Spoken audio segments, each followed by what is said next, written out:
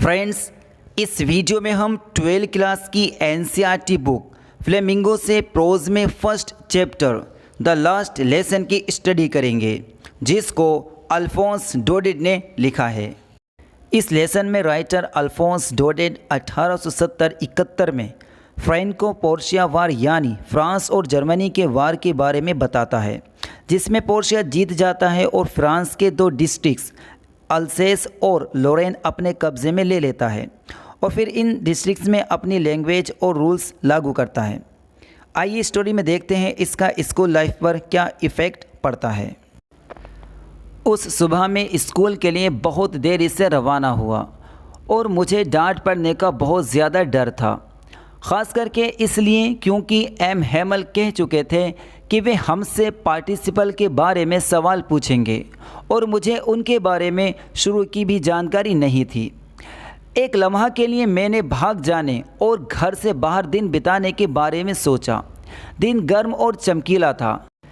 जंगल के किनारे पर बर्ड्स चहचहा रहे थे और आरा मशीन के पीछे खुले फील्ड्स में प्रेशियन सैनिक प्रैक्टिस कर रहे थे। ये सब पार्टिसिपल के रूल से कहीं ज़्यादा शानदार था, मगर मुझ में विरोध करने की ताकत थी और मैं तेज़ी से स्कूल की तरफ चल पड़ा। जब मैं टाउन हॉल के पास से गुज़रा तो सूचना पट के सामने भीड़ थी। पिछले 2 सालों से हमारी सारी बैड न्यूज़ यहीं से आई थी। हारे हुए वॉर के समाचार, सेना में भर्ती के कानूनी आदेश संबंधी समाचार, सेना अधिकारी के आदेशों से संबंधित समाचार, और मैंने बिना रुके अपने मन ही मन में सोचा, अब क्या बात हो सकती है। फिर जैसे ही मैं अपनी पूरी तेज़ी के साथ चला, वॉक्टर नामक लोहार जो वहाँ अपने चेले के साथ समाचार पढ़ रहा था, उसने पीछे से पुकारकर मुझसे कहा, इतनी जल्दी मत कर लड़के, स्कूल पहुँचने के लिए तुम्हारे पास काफ़ी समय है। मुझे लगा वह मेरा मजाक उड़ा रहा था और मैं बुरी तरह से हांफता हुआ एम हैमल के छोटे बगीचे में पहुंचा। आमतौर पर जब स्कूल शुरू होता था, अफरा तफरी या शोरगुल होता था जिसे बाहर गली में सुना जा सकता था। मेज़ों का खुला जाना और बंद किया जाना, बेहतर समझने के लिए कानों पर हाथ रखकर एक से स्वर में पाठों का ज़ोर ज़ोर से दोहराना और टीचर के बड़े पैमाने का मेज से टकराना, मगर अब सब कुछ बहुत खामोश था। मुझे भरोसा था कि हो हल्ला के बीच में बिना किसी को दिखाई पड़े अपनी मेज़ पर पहुंच जाऊंगा, मगर उस दिन हर चीज़ को सचमुच संडे की सुबह जितना खामोश होना था। खिड़की में से मैंने अपने क्लासमेट्स को देखा। वे पहले ही अपनी जगह ले चुके थे और एम हैमल अपने ख़तरनाक डंडे को बगल में दबाए इधर से उधर घूम रहे थे। मुझे दरवाज़ा खोलना पड़ा और सबके सामने अंदर जाना पड़ा।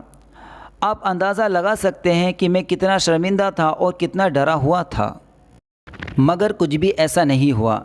एम हैमल ने मुझे देखा और बड़ी रहमदिली से कहा, नन्हे फ्रेंड, जल्दी से अपनी जगह पर जाओ, हम तुम्हारे बिना ही शुरू करने वाले थे। मैं बेंच से कूदकर अपनी डेस्क पर बैठ गया। तब तक मैंने ये नहीं देखा, हमारे टीचर ने खूबसूरत हरा कोट, अपनी झालरदार शर्ट और काली छोटी सिल्क की टोपी पहन रखी थी जिस पर कढ़ाई की गई थी और जिन्हें वे निगरानी तथा अवार्ड्स बांटने के दिनों के अलावा कभी नहीं पहनते थे।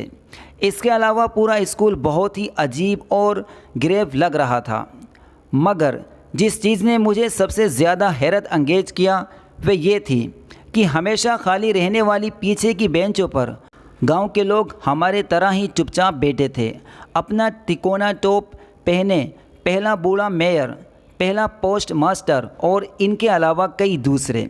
सभी दुखी दिखाई दे रहे थे और बूढ़ा व्यक्ति एक पुरानी भजन की किताब लाया था जिसके किनारे अंगूठों से पेज उलटने की वजह से गंदे हो रहे थे और उसने इसे अपने घुटनों तक खुला रखा था और इसका बड़ा चश्मा पन्नों पर पड़ा था। जबकि मैं इस सब पर सोच ही रहा था, एम हैमल अपनी कुर्सी पर बैठ गए और उसी गंभीर और नर्म अंदाज में जिसका यूज़ उन्होंने मेरे लिए किया था बोले, मेरे बच्चों, ये आखिरी लेसन है जो मैं तुम्हें पढ़ाऊँगा। अल्सास और लोरेन के स्कूलों में केवल जर्मन पढ़ाए जाने का ऑर्डर बर्लिन से आ गया है। नए टीचर्स कल आ जाएंगे। ये आपका फ्रेंच लैंग्वेज का आखिरी लेसन है। मैं चाहता हूँ आप बहुत चौकन्ने रहें। ये शब्द मेरे लिए बिजली की कड़कड़ाहट की तरह थे। हाय बदकिस्मत लोग। टाउन हॉल पर उन्होंने यही लगा दिया था। फ्रेंच लैंग्वेज का मेरा आखिरी पार्ट। अरे मैं मुश्किल से ही लिखना जान पाया था। अब मैं आगे कभी नहीं सीख पाऊँगा। वहीं और उसी समय मुझे रुक जाना होगा। हाय मैं अपना लेसन याद ना करके बर्ड्स के एग्स ढूंढने और सार पर फिसलने पर कितना दुखी हो रहा था। मेरी बुक्स जो थोड़ी देर पहले ले जाने में भारी और बड़ी प्रॉब्लम लग रही थी। मेरी ग्रामर और संतों की हिस्ट्री अब ओल्ड फ्रेंड जैसी लग रही थी, जिन्हें मैं छोड़ नहीं सकता था। और एम हेमल के बारे में भी इस विचार ने कि वे जा रहे थे कि मैं अब उनसे फिर कभी नहीं मिल सकूंगा। मुझे उनके डंडे के बारे में और वे कितने बदतमीज़ थे, इस बारे में सब कुछ भुला दिया। बेचारे टीचर। इसी आखिरी लेसन के सम्मान में उन्होंने संडे के खूबसूरत कपड़े पहने थे और अब मैं समझ गया कि गांव के बुज़ुर्ग लोग कमरे में पीछे क्यों बैठे हैं। इसीलिए कि उन्हें भी दुख था कि वे और ज़्यादा स्कूल नहीं गए थे। हमारे टीचर की 40 साल की ईमानदारी से सेवा करने के लिए धन्यवाद देने और जो देश अब उनका नहीं था, उस देश की इज़्ज़त करने का ये उनका अपना तरीका था। जब मैं इन्हीं सब बातों के बारे में सोच रहा था, तब मैंने अपने नाम को पुकारा जाते हुए सुना। अब बोलने की बारी मेरी थी। बिना किसी गलती के पार्टिसिपल के ख़तरनाक रूल को पूरा ज़ोर ज़ोर से और साफ सुनाने में काबिल होने के लिए मैं क्या कुछ नहीं करने को तैयार था। यानी मैं पार्टिसिपल के मुश्किल रूल्स को ज़ोर से और साफ रूप से बिना किसी मिस्टेक के पढ़ने को बहुत एक्साइटेड था। मगर मैं पहले शब्दों पर ही उलझ गया और मेज़ पकड़कर खड़ा रह गया। मेरा दिल धड़क रहा था और मुझ में ऊपर की ओर देखने की हिम्मत नहीं थी। मैंने एम हेमल को मुझसे कहते हुए सुना, मैं तुम्हें डांटूंगा नहीं फ्रेंड्स, तुम्हें ज़रूर ही काफ़ी बुरा महसूस हो रहा होगा। देखो ऐसा है, रोज़ हमने खुद से कहा है अरे मेरे पास काफ़ी समय है, मैं इसे कल सीख लूँगा, और अब तुम देख रहे हो कि हम कहाँ आ गए हैं। हाय अल्सास के साथ यही बड़ी परेशानी है, वे सीखने को कल के लिए टाल देती है। अब बाहर के लोगों के पास कहने की अथॉरिटी होगी। ऐसे कैसे है, तुम फ्रांसीसी होने का नाटक भी करते हो और फिर भी तुम ना तो अपनी लैंग्वेज सीख सकते और ना ही बोल सकते हो। मगर नन्हे फ्रेंड्स, तुम ही सबसे बुरे नहीं हो। हम सबके पास खुद को ब्लेम देने की काफ़ी वजह हैं। तुम्हारे पेरेंट्स तुम्हें शिक्षा दिलवाने के लिए ज़्यादा फ़िक्रमंद नहीं थे। वे तुम्हें किसी फॉर्म या आरा मशीन पर काम पर लगाना ज़्यादा पसंद करते थे ताकि थोड़ा सा अधिक धन मिल सके। और मैं भी कसूरवार हूँ। क्या मैंने तुम्हें लेसन सिखाने के बजाय अक्सर अपने फूलों में पानी देने के लिए नहीं भेजा है? और जब मैं मछली पकड़ने जाना चाहता था तो क्या मैंने तुम्हारी छुट्टी नहीं की? फिर एक के बाद दूसरी बात करते हुए एम हेमल फ्रांसीसी लैंग्वेज के बारे में बात करते रहे, ये कहते हुए कि ये संसार की सबसे ज़्यादा खूबसूरत लैंग्वेज है, सबसे ज़्यादा साफ़, सबसे ज़्यादा लॉजिकल, और ये कि इसे हमें अपने बीच सेफ रखना है और उसे कभी भी नहीं भूलना है।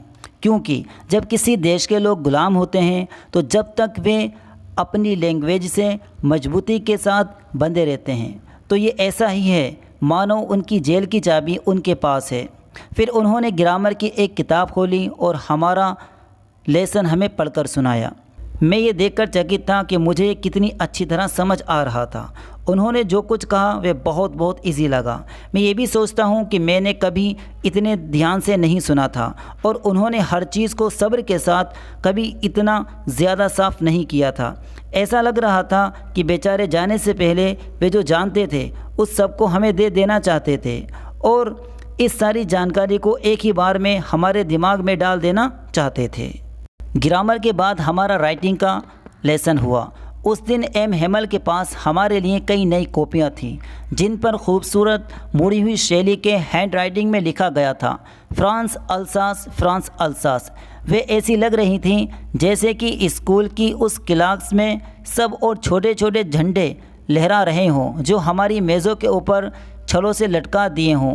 काश आप सभी देखते हैं कि सभी किस तरह अपने काम में जुट गए और सब कुछ कितना शांत था।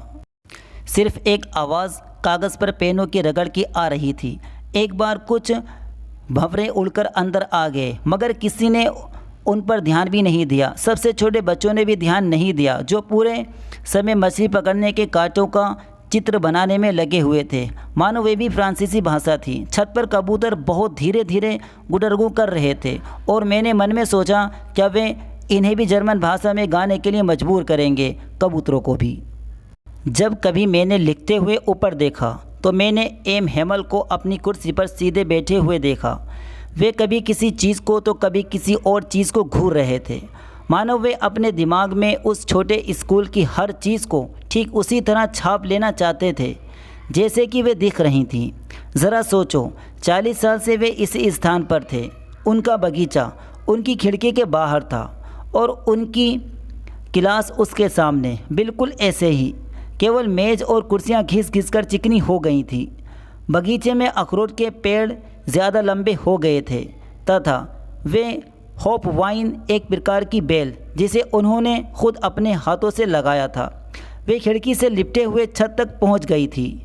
इस सब को छोड़ने से और ऊपर छत पर सामान को अपने संदूक में पैकिंग करते हुए अपनी बहन के चलने की आवाज़ सुनकर इस बेचारे टीचर का दिल किस तरह टूट रहा होगा, क्योंकि अगले ही दिन उन्हें कंट्री छोड़कर जाना था।